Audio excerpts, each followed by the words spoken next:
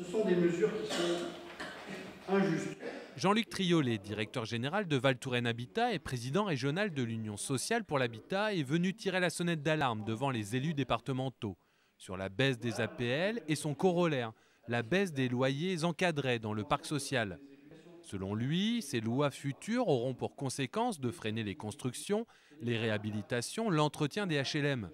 Au final, ce seront les locataires qui en pâtiront et l'emploi dans le bâtiment.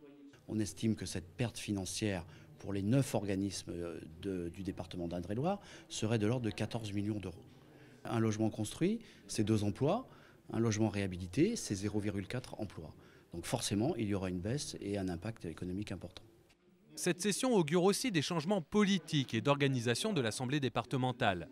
D'abord parce que la loi sur le non-cumul des mandats va empêcher Isabelle Raymond-Pavero et Pierre Louot, élus au Sénat dimanche dernier, de garder leur vice-présidence du conseil départemental.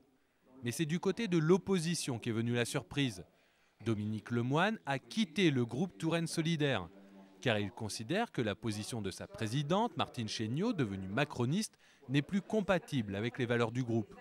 Ce que je souhaite, c'est que le groupe d'opposition s'est fait élire sur un programme. Aujourd'hui, on voit qu'il y a des dérives à ce programme. Donc ce que je souhaite, c'est créer un électrochoc et puis qu'on puisse rediscuter de l'orientation politique du groupe de l'opposition. De son côté, Martine Chéniaud pense que ce départ était prémédité et n'a rien à voir avec son ralliement à En Marche. La conseillère départementale du canton de Langeais ne compte pas abandonner la présidence du groupe Touraine Solidaire, ni même créer avec Rémi Levaux un groupe En Marche.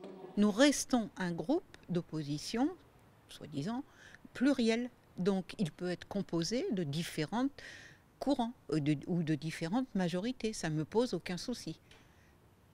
Je ne vois pas pourquoi j'irais créer maintenant un groupe En Marche alors qu'on a toujours fonctionné ensemble depuis le départ. Le groupe Touraine Solidaire se réunira le 13 octobre pour faire le point sur cette situation que certains disent intenable, avec à la clé peut-être la coexistence de 2 nouveaux groupes politiques au département.